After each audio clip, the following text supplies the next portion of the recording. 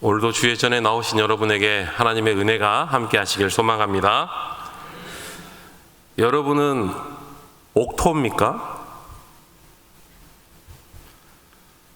자갈밭입니까?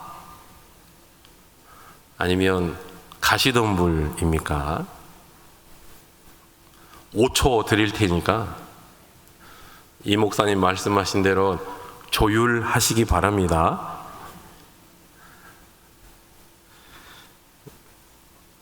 오늘도 우리가 다 우리의 마음을, 우리의 심령을 옥토로 만들어서 하나님의 말씀을 받을 수 있게 되기를 바랍니다. 받아서 끝나는 것이 아니고요. 잘 들었다, 좋다 나가는 것이 아니고요. 오늘 저녁부터 싹을 틔우시고 열매도 맺으시고 그런 삶 살 수 있기를 바랍니다. 황 목사 설교가 아니라 하나님의 말씀으로 그렇게 될 수 있기를 간절히 원합니다. 옆에 계신 분들과 잠깐 인사하겠습니다. 사람의 계명으로 경배하지 맙시다. 하나님의 말씀대로 예배합시다. 그렇게 되기를 바랍니다. 여러분, 오늘은 사람의 계명으로 경배하는 도다라는 제목으로 말씀을 나누려고 합니다. 사람의 계명으로 경배하자는 말이 아닙니다. 사람의 계명으로 헛되이 경배하고 있구나, 그러면 안 된다.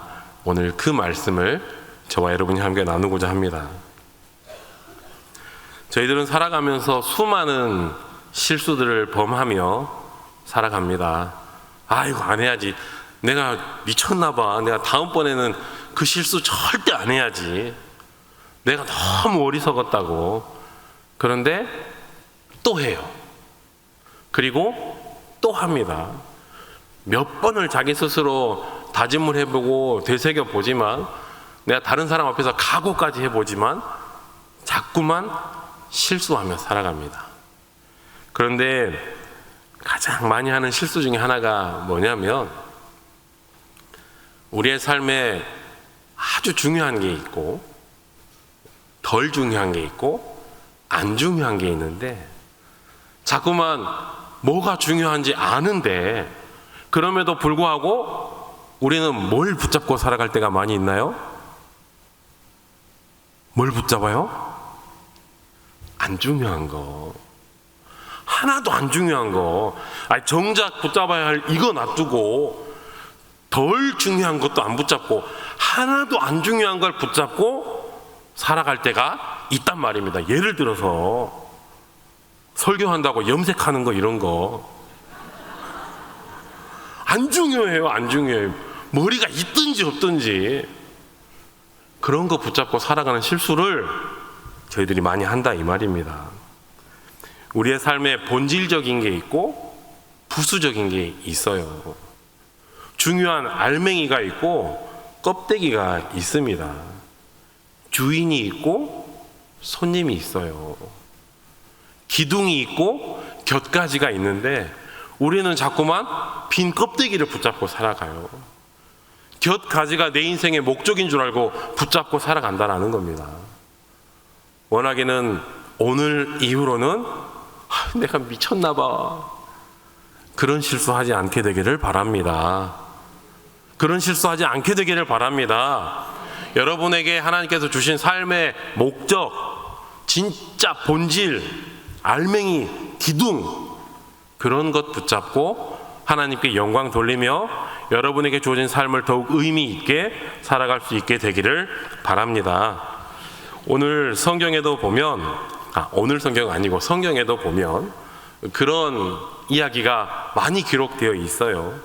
그 중에 하나 소개하면 우리들이 너무나 잘 알고 있는 누구복음 10장에 기록된 강도 만난 사람 이야기. 누군가가 예루살렘에서 여리고로 내려가다가 강도를 만났습니다.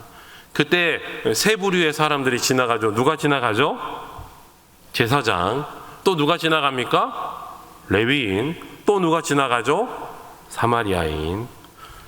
제사장은 그를 보고 피하여 지나가고, 레위인도 그를 보고 피하여 지나가고, 사마리아인은 그를 불쌍히 여기고 가까이 가서 기름과 포도주를 그의 상처에 부어주고 싸매주고 자기 짐승에 태워서 가까운 주막으로 데리고 가서 거기서 또 돌보아주고 그 주인에게 내 돈을 주고 잘 보살펴달라고 부탁까지 하고, 그리고 만약에 돈이 더 들면 내가 다녀오는 길에 그 돈까지 줄 테니 이 사람 어떻게 해달라는 거예요? 잘 살려달라는 거예요. 저와 여러분이 선한 광주 베델 교인 될 수 있기를 바랍니다. 붙잡아야 할 것 잊지 않고 잘 붙잡고 살아가기를 바랍니다. 저희들이 상식적으로 생각해 보면 너무 쉬운 거예요. 그 셋 중에 가장 이 강도 만난 사람을 잘 보살펴 줘야 할 사람이 누군가요? 제사장이죠. 하나님의 말씀대로 살아가라고 맨날 말씀 선포하는 사람인데, 또 레위인이죠. 그 제사장들을 도와서 성전에서 일을 돕는 사람들인데, 그런데 정작 그 두 사람은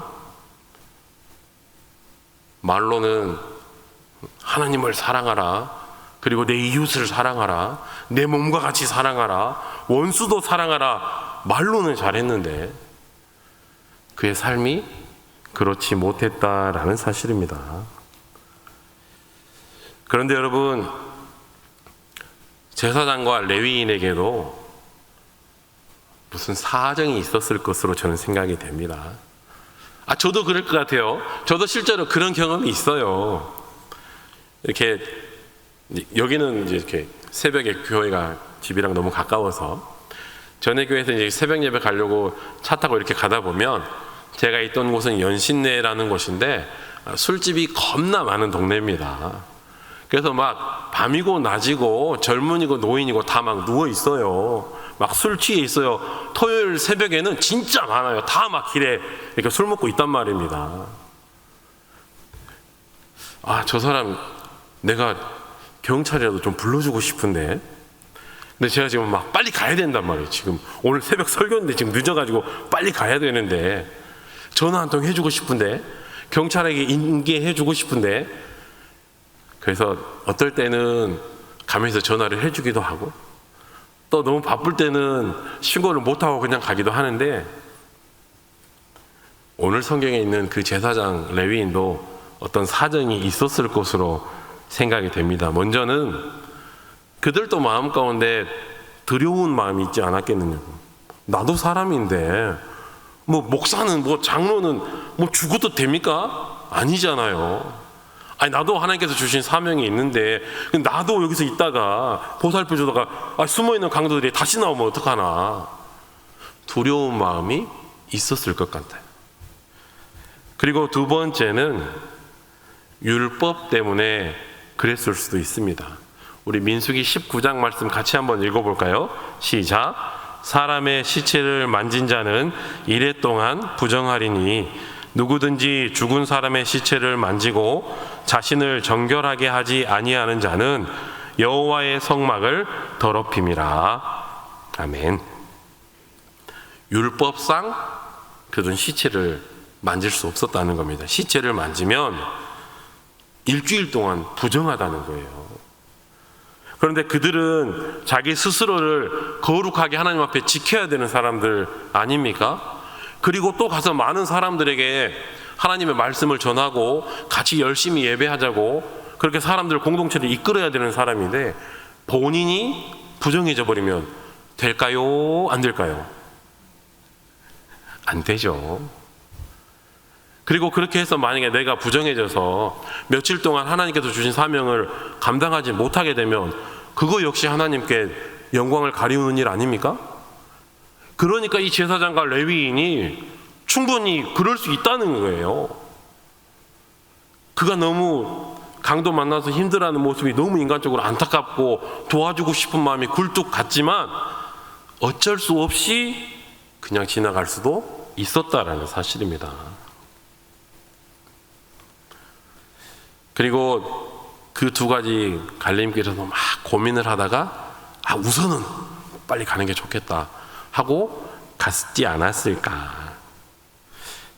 저희 목회자들도 하나님의 말씀과 또 어떤 교회의 전통, 율법 이 사이에서 헷갈리는 경우가 종종 있습니다. 성도님들 가정에 주일날 결혼식을 해요. 근데 이제 교회를 많이 다니시는 분들은 오히려 그러면 그런 분들을 혼내. 그러시면 안 돼요. 사정이 있을 거예요, 그분들도. 예를 들어 자녀들이 신앙생활을 안 할 수도 있고 피치 못하게 주일에만 결혼식을 할 수밖에 없는 직업일 수도 있어요. 그리고 그것도 사돈댁의 형편은 알 수 없으니 직분자가 돼가지고 항존직이 돼가지고 장로님이 돼가지고 주일날 결혼식을 하면 어떡하냐고. 그러지 않기를 바랍니다.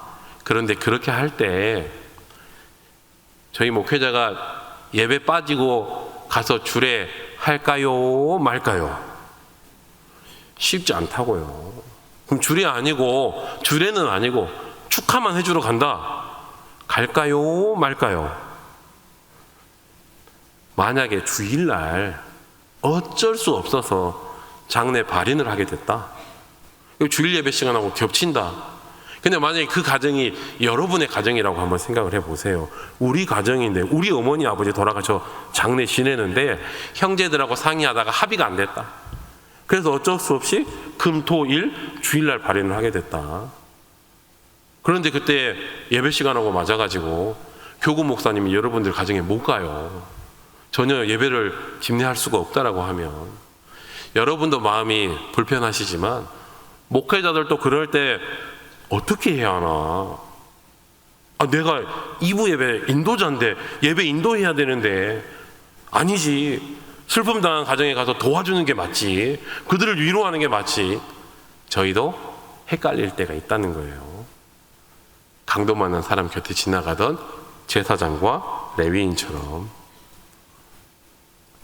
여러분, 그때 저희들이 하나님 앞에 지혜를 구할 수 있기를 바랍니다. 하나님, 무엇이 하나님의 뜻을 이루는 겁니까? 하나님, 저희가 어떻게 행동하고 판단해야 합니까? 제가 성도로서, 직분자로서, 목회자로서 무엇을 귀하게 여겨야 합니까? 하나님, 제 삶 가운데, 제 신앙 가운데, 사명 가운데 제가 어떻게 살아야 할지 하나님 좀 알려주십시오. 우리의 임의로 판단하지 마시고 하나님께 하나님의 뜻을 구할 수 있게 되기를 바랍니다. 그런데 여러분, 오늘 우리가 읽은 마태복음 15장에도 보면 이와 비슷한 내용의 말씀이 기록되어 있습니다. 특별히 오늘 본문에는 예수님과 바리새인과 서기관들이 등장합니다. 어느 날 예수님의 제자들이 사역을 마치고 돌아왔습니다. 많이 피곤했던가 봅니다. 그리고 많이 시장했겠죠. 막 들어와가지고 손도 안 씻고 그냥 음식을 덥석덥석 집어먹은 거예요. 예수님의 제자들이 그렇게 하는 모습을 보고 바리새인들이 예수님께 항의합니다. 예수님, 어째서 저들이 손도 안 씻고 음식을 먹습니까? 다시요. 예수님, 어째서 저들이 장로들이 세워놓은 전통을 무시합니까? 그 전통이 뭐라는 거예요? 손 씻고 먹는 거. 왜 손도 안 씻고 음식을 먹음으로 인해서 장로들의 전통을 무시합니까? 여러분, 저희도 원래 깨끗한 민족 아닙니까? 그런데 코로나를 지나면서 얼마나 저희들이 잘 씻습니까? 어떤 분들은 코로나 때 하도 씻어가지고 살 껍질이 벗겨질 지경이라는 거예요. 흐르는 물에만 손을 씻는 게 아니에요. 손 씻을 때 손 세정제까지 막 3번씩 짜가지고 나중에 그것이 안 헹구질 정도로 막 이렇게 하고, 손 씻고 나서 손 닦고 뭐 바르죠? 손 소독제까지 발라요. 그러고 악수하면 다시 또 가서 손 씻고 손 닦고 또 손 세정제 바르고, 그렇게 저희들이 4년을 사는 거 아닙니까? 그러면 당시 이 바리새인들이 그 음식 지저분하게 먹는다고 지금 그걸로 예수님한테 따져 물은 걸까요? 음식을 젓가락으로 이렇게 교양 있게 깨끗하게 먹어야지 손으로 더럽게 그렇게 먹는다고 지금 예수님께 따지고 있을까요? 그런 개념의 문제가 아니라는 겁니다. 당시 그 장로들의 세운 전통 중에 손을 반드시 씻고 음식을 먹어야 하는 전통이 있었는데, 그것은 오늘날 저희들이 이야기하는 위생의 개념과는 조금 다른 겁니다. 깨끗하게 하는 건 맞는데 위생적으로 청결하기 위해서 그건 아니라는 거예요. 그러면 그들이 왜 꼭 나갔다 오면 손을 씻었는가? 특별히 시장이나 회당이나 사람들이 많이 모이는 곳에 다녀오면 반드시 손을 씻어야만 했는데, 그 이유가 그곳에 가면 수많은 이방인들이 있는 거예요.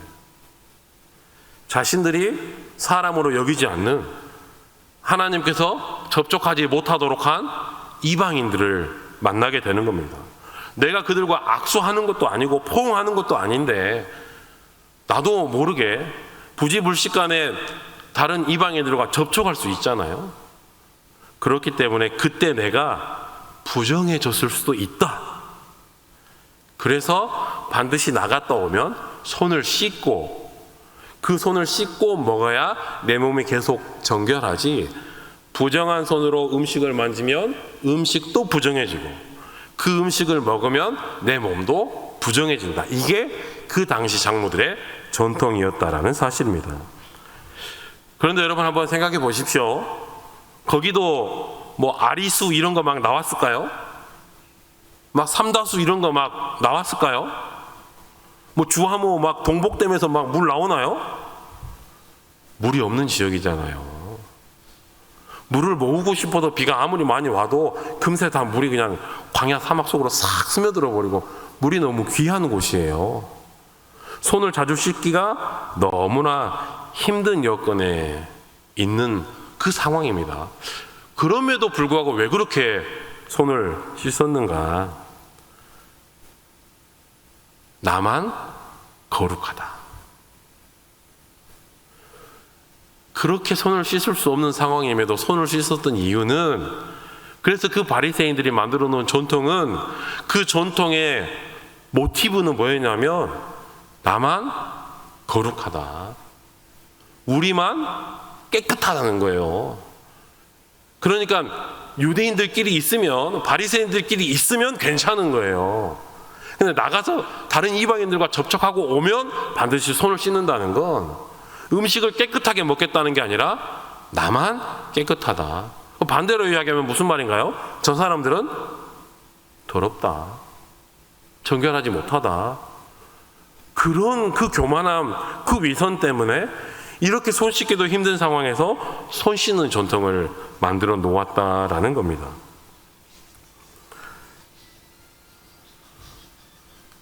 전화를 어떻게 할까요? 여러분, 전통은 중요한 거예요. 전통을 무시하라는 말이 아닙니다. 전통 너무 중요한 거예요. 교회 안에 아름다운 전통이 있다, 그런 교회가 있습니다. 실제로 여러분도 여러 교회를 섬겨보신 분들이 계시면, 저는 이제 교회 학교에서 사역을 할 때 보면 이상하게 이 언니 오빠들의 아름다운 신앙을 잘 본받아가는 교회들이 있는가 하면, 올라가면 올라갈수록 개판치는 또 교회 친구들이 있어요. 그게 뭘까 저는 참 많이 고민을 하면서 저도 유심히 살펴봤는데, 그게 그 교회의 아름다운 전통이라는 거예요.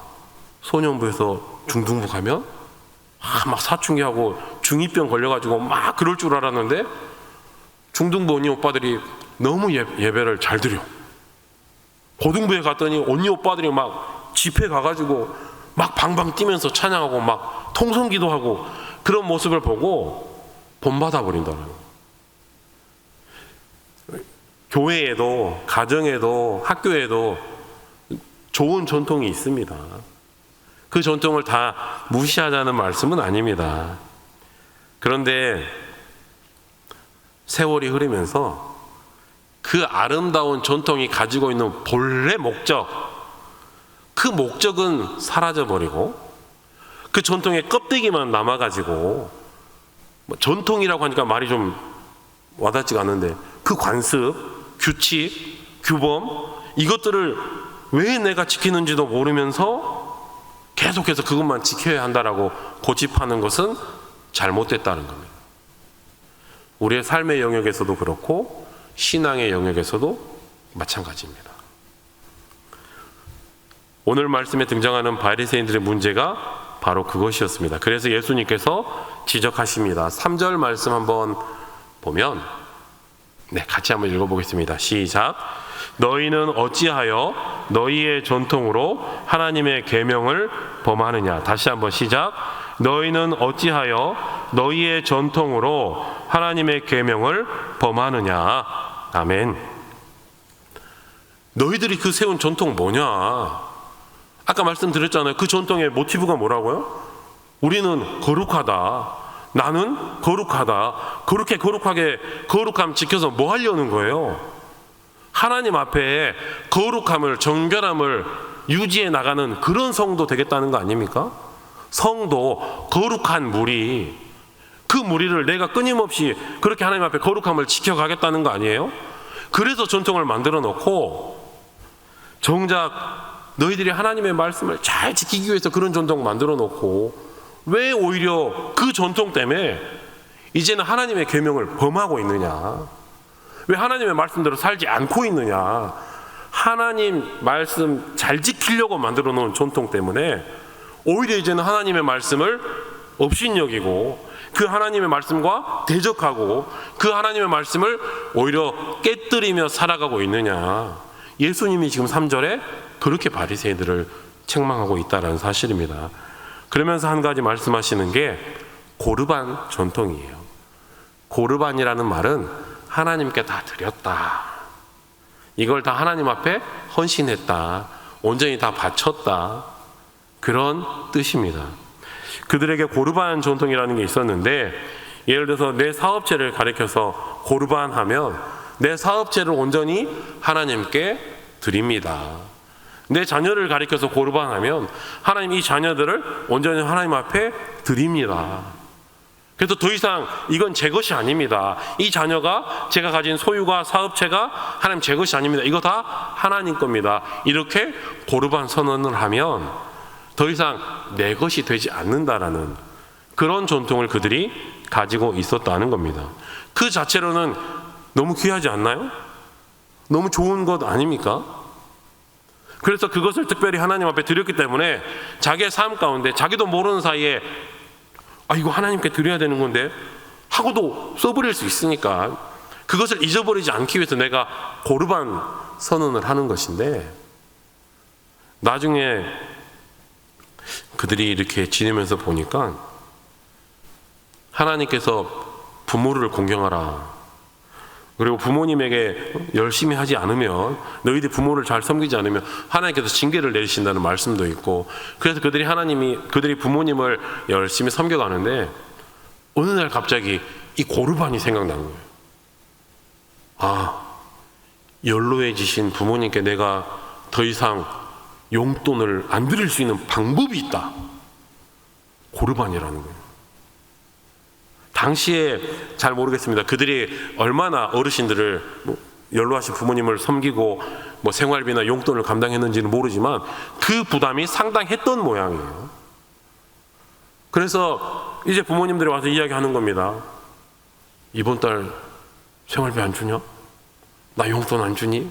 그러면 부모님 무슨 말씀이세요?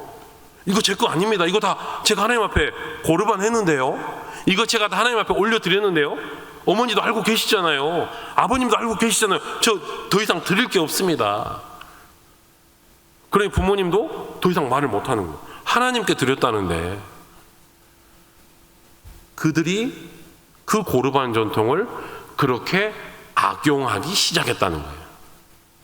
사실은 하나님을 잘 믿으려고 만들어 놓은 전통인데 그 전통 때문에 내 부모를 공경하라, 살아계신 동안에 네 부모님을 잘 모셔라 하는 이 하나님의 말씀을 오히려 어기며 살아가게 되는 도구로 삼았다라는 겁니다. 그러면서 예수님께서 제자들에게 먹는 음식의 문제, 또 전통의 문제, 고르반의 문제를 넘어서 마음의 문제로 말씀을 하십니다. 하나님께서 구약 성경의 많은 부분에서 부정한 음식과 정결한 음식을 나누라고 하셨는데, 여러분 한번 생각해 보십시오. 그 음식 자체로 부정한 게 있고 정한 게 있을까요? 음식 자체로 그런가요? 그게 아니라는 겁니다. 돼지고기는 부정하고 뭐 소고기는 괜찮다, 그 자체로, 음식 자체로는 다 정결하죠. 다 깨끗하고 누구나 다 먹을 수 있는 겁니다. 그럼에도 불구하고 하나님께서 그 음식들을 가려 놓은 것은 거룩함을 유지하도록 하기 위함이에요. 하나님 앞에 세상 사람과는 다른, 우상을 섬기는 사람들과는 다른 하나님을 아버지로 고백하는 그 성도들은 세상 사람들과는 달라야 한다는 거예요. 그 거룩함, 구별됨을 유지하기 위해서 하나님께서 정한 것과 부정한 것들을 만들어 놓으셨다. 그런데 그 거룩함, 구별됨, 그러면 내가 예를 들어서 부정한 음식들을 안 먹고 정한 음식들만 먹으면서 내 스스로를 계속해서 그렇게 거룩하게 지켜나가고, 내 삶을, 또 나의 신앙을, 하나님 앞에 서 있는 내 모습을 그렇게 정결하게 살아가도록 유지해야 되는데, 그것에는 오히려 관심이 없고, 이게 소고기냐 돼지고기냐, 이게 제사에 쓰인 음식이냐 안 쓰인 음식이냐, 그것만 따지고 있는 건 잘못됐다는 사실입니다. 하나님께서 그 전통을 우리에게 왜 주셨는가, 그 사실을 깨닫고 그 뜻을 이루어가며 살아가는 것이 진짜 우리가 해야 될 일이다. 그러면서 11절 말씀에 이렇게 말씀하십니다. 시작. 입으로 들어가는 것이 사람을 더럽게 하는 것이 아니라 입에서 나오는 그것이 사람을 더럽게 하는 것이니라. 다시 한번요. 시작. 입으로 들어가는 것이 사람을 더럽게 하는 것이 아니라 입에서 나오는 그것이 사람을 더럽게 하는 것이니라. 아멘. 우리를 더럽히는 것은 우리 밖에 있는 게 아니다라는 거예요. 우리의 겉모습이 깨끗하고 더럽고 우리가 손을 씻고 말고, 그래서 내가 깨끗한 손으로 음식을 먹었는가 말았는가, 그게 우리의 정결함을 구별하는 게 아니다라는 거예요. 네 입에서 나오는 거, 너의 말, 너의 생각, 너의 말과 생각을 좌지우지하는 네 안에 있는 네 그 중심, 네 속에 있는 그것이 진짜 정결해야지, 네가 거기서 어떤 모습으로 살아가는가, 그건 중요한 게 아니다라는 거예요. 그런데 하나님께서는 그러면 왜 우리의 삶에 그런 규례들을 주셨는가? 왜 손으로 만지면 되고 안 되고, 먹어도 되고 안 되고, 이걸 왜 주셨냐? 우리의 마음을, 우리의 입 밖으로 나오는 우리의 말과 행동과 생각들을 정결하게 하기 위해서, 그렇게라도 하다 보면 우리의 마음이 정결해질 수 있으니 그렇게 하라고 그 계명들을 주셨는데, 오히려 그것들 때문에 그것들은 잘 지키는데 우리 안에 있는 이 내적인 내 자신은 하나님 앞에 거룩하지 못하고 정결하지 못하고 갈수록 더 세속화 되어가고 있다는 사실이 오늘 이 바리새인의 모습들이고, 혹시 그 모습이 우리 자신의 모습은 아닌지 저와 여러분이 함께 돌아볼 수 있게 되기를 바랍니다. 사실 이것이 당시 유대인들만의 문제는 아닙니다. 오늘 저희들도 이 문제에서 자유로울 수 없어요. 목회자들도 죄송하지만 이 문제에서 자유로울 수 없습니다. 저희들이 주일 성수를 왜 합니까? 수요일에도 나오고 금요일에도 나오고 새벽에도 나오시고 계속해서 그렇게 예배하며 하나님 앞에 기도하는 이유가 뭘까? 우리의 인생을 내가 끌어가기 위함이 아닌 거 아닙니까? 내 인생의 주인이 하나님이고, 근데 자꾸만 잊어버리니까, 주일날 한 번 나왔다가 잊어버리니까 월화 쉬었다가 수요일날 또 나오고, 목요일날 쉬었다가 금요일날 또 나오고, 그래도 자꾸만 처음에 말씀대로 우리는 잊어버리잖아요. 뭐가 본질이고 뭐가 껍데기인지 잊어버린다는 거예요. 그렇기 때문에 끊임없이 우리를 하나님 앞에 메워놓기 위해서 우리가 그렇게 하는 거 아닙니까? 그런데 어느샌가 현대 기독교인들에게 예배가 스케줄이 되어버렸어요. 목회자들에게 예배가 스케줄이 되어버렸다는 사실이에요. 와, 오늘 일요일날 바쁜데 약속이 3개인데 그 사이에 오늘은 2부 예배 딱 가면 되겠네. 오늘은 오후 예배 가면 되겠네. 해치워야 할 스케줄이 하나님께 드리는 예배가 되어버렸다는 사실입니다. 저와 여러분이 이 예배의 자리에 왜 나왔는지를 다시 한번 깨닫게 될 수 있기를 바랍니다. 한 2년 전에 방송에 나왔던 건데 저는 그걸 며칠 전에 봤어요. 근데 설교 준비를 하다가 와, 저거 딱 내 말씀인데 하는 이야기가 있어서 한 말씀만 드리고 말씀을 마무리하려고 합니다. 유재석 씨가 하는 유퀴즈 온 더 블럭이라는 프로그램에 나왔던 박주영 판사님의 이야기예요. 그분은 무엇으로 유명한가 하면 판결문을 쓸 때 그 판결을 받는 그 피의자, 가해자, 그러니까 형사재판으로 입건이 돼서 재판을 이제 받고 형을 살아야 되는 그 사람들에게 판결문을 쓸 때 뭐 주문, 뭐 징역 10년, 사형 뭐 이렇게 하는데 그 판결문에 본인이 할 수 있는 그 사람을 설득할 수 있는 최대한의 표현을 다 쓴다는 거예요. 그래서 설득이 안 되면 어쩔 수 없지만 그 책임감을 가지고, 왜냐하면 이 판사는 그에게는 이게 마지막 관문이잖아요. 여기서 판결이 나면 더 이상 어디서 자신의 그 억울함이나 이런 것들을 더 이상, 혹은 자신의 어떤 인생에 대해서 붙잡아줄 끈이 없으니까 그렇게 이제 그의 인생이 끝나는 거기 때문에 비록 형을 내린다 할지라도 그 판결문을 쓸 때 엄청 고민을 하면서, 그리고 그 사람을 생각하면서 쓴다라는 거예요. 몇 가지 사례를 소개하는데 그 중에 하나가 세 청년이 스스로 목숨을 끊으려고 했던, 셋이 같이 동반 자살을 하려고 하다가 실패한 사건이에요. 저는 그것도 재판을 받는 줄 몰랐어요.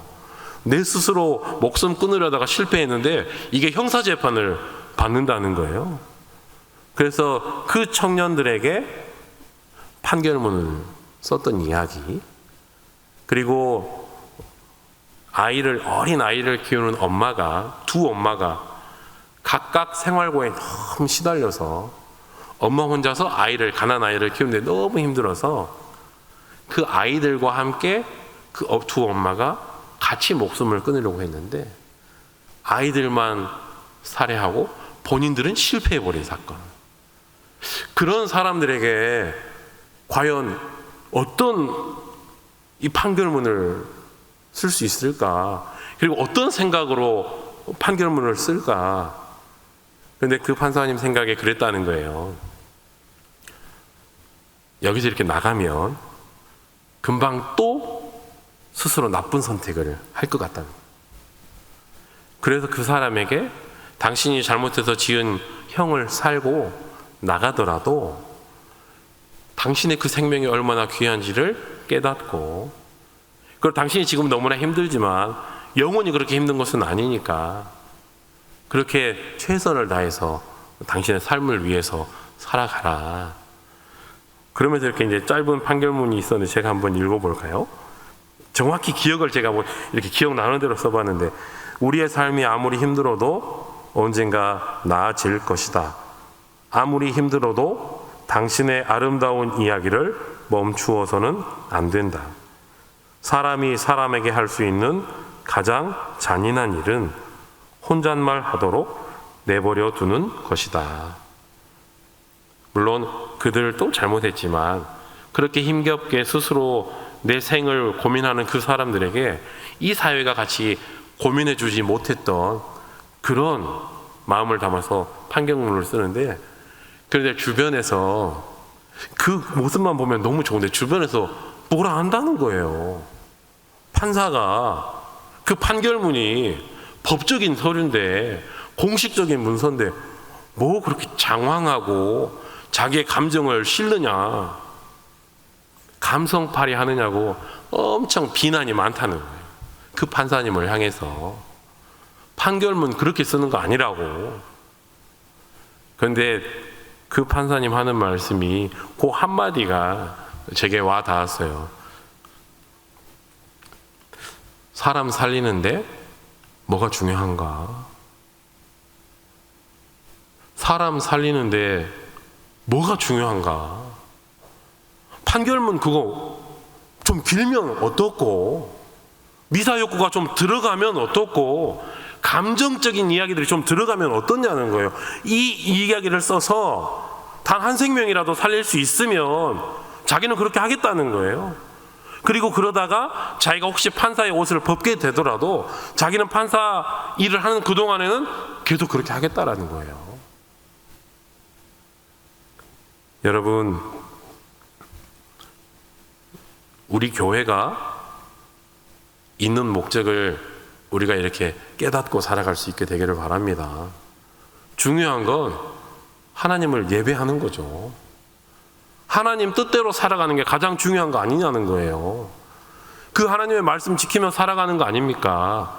서로 사랑해주고 한 생명이라도 구원하고 그 한 생명이라도 세상으로 나가 떨어지지 않도록 붙잡아주고, 그런데도 불구하고 인간이 만들어 놓은 너무 많은 제약들, 교회 안에 우리가 하나님을 잘 섬기기 위해서 만들어 놓은 규칙들인데 오히려 그 규칙들 때문에 우리가 하나님을 제대로 못 섬기고 있는 일들이 있다는 사실입니다. 원하기는 저와 여러분이 우리의 인생 가운데 정말로 뭐가 중요한가? 우리가 사람의 계명으로 하나님을 경배하는 실수를 범하지 않게 되기를 바랍니다. 하나님께서 주신 그 하나님의 말씀을 붙잡고 우리 안에 있는 수많은 일들, 늘 하나님 앞에 지혜를 구하며 하나님의 뜻을 구하며 정말로 우리에게 중요한 것이 무엇인지를 날마다 깨닫고 여러분의 그 옥토밭에 새겨서 비록 사흘의 삶이라도, 그리고 남아있는 여러분의 여생 가운데 귀한 복음의 열매들을 맺으며 살아갈 수 있게 되기를 바랍니다. 본문 9절을 제가 다시 한번 읽습니다. 사람의 계명으로 교훈을 삼아 가르치니 나를 헛되이 경배하는도다. 우리의 예배가 헛된 경배가 되지 않기를 바랍니다. 사람의 방법과 사람의 전통과 사람의 방법이 아니라 하나님께서 주신 그 말씀, 하나님의 명령, 하나님께서 주신 그 말씀에 근거해서 오늘 또 살아있는 예배를 하나님 앞에 올려드리고 세상에 죽어가는 그 영혼들을 구원해내는, 지금까지도 아름다웠고 앞으로도 하나님 앞에 인정받을 아름다운 전통을 세워가는 대광주 베델교회, 그 교회의 성도님들로 살아갈 수 있게 되기를 간절히 축복합니다. 기도하겠습니다. 하나님, 감사합니다. 저희들 살아가면서 어려운 순간들을 또 만나지만 그럴 때마다 그 속에서 저희들 불평하고 원망하며 낙심하고 좌절하지 않게 하시고 그 속에서도 삶의 자리를 지키며 믿음의 자리를 지키며 맡겨주신 삶의 본분들을 감당할 수 있도록 지켜주셨음에 감사를 드립니다.